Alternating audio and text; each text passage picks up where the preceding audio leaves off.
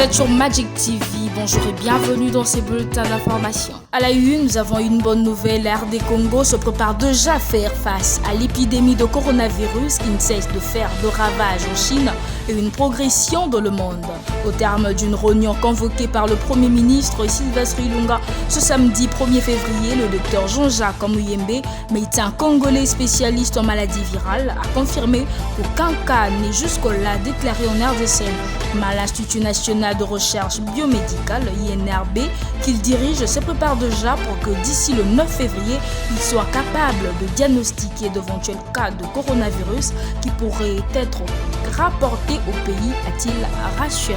Bazuélé, toutes les autorisations d'exploitation minière artisanale antérieures sont suspendues jusqu'à nouvel ordre, indique un communiqué du gouverneur de province Valentin Senga ce lundi 3 février à une radio de la place. Selon ces communiqués signés la semaine dernière, Valentin Senga a aussi lancé l'opération d'identification des opérateurs miniers artisanaux. Tous les détenteurs des autorisations et preuves de paiement de toutes les taxes minières des années antérieures doivent être présentés aux services compétents. En attendant l'aboutissement de cette opération, le communiqué précise que la perception de toutes les taxes relatives à l'exploitation artisanale de minerais concernés est suspendue. Aéroport international d'Ndjili, la ministre des Affaires étrangères limite l'accès au salon diplomatique.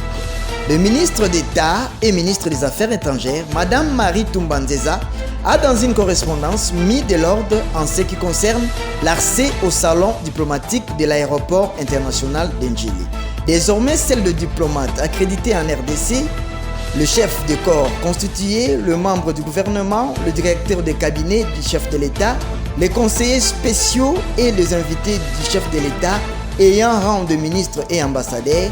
La ministre d'État renseigne que toutes les autres personnes non citées utiliseront ces salons dans les conditions fixées par le service de la régie des voies aériennes. Tout à fait autre chose, on parle du Burkina Faso où une vingtaine de civils ont été tués dans la nuit de samedi à dimanche 2 février dans une attaque djihadiste à Lamdamol, un village du nord du Burkina Faso, a-t-on appris dimanche de sources sécuritaires. Deux individus armés non identifiés ont attaqué le village de Lamdamol, faisant près d'une vingtaine de morts parmi la population civile, a déclaré une source sécuritaire à l'AFP. Les assaillants lourdement armés et à bord de motocyclistes ont littéralement exécuté les habitants de la localité située de la commune de Beni à 40 km de Gorgadji dans la province du Sénou. La Confédération africaine de football procédera ce mercredi 5 février au tirage au sort des quarts de finale de la Ligue des champions 2019-2020.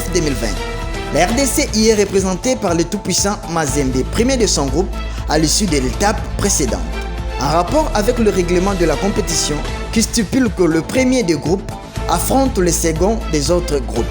Les possibles adversaires pour le Corbeau de Lubumbashi dans ces stades de la compétition sont Al Ahly d'Égypte, Raja de Casablanca ou encore Wydad Athletic Club de Casablanca. Le tableau des qualifiés reprend 8 anciens champions de la compétition qui est à sa 24e édition depuis la nouvelle formule. C'est par ici que nous mettons un point final à ces bulletins d'actualité. Restez branchés sur Magic TV.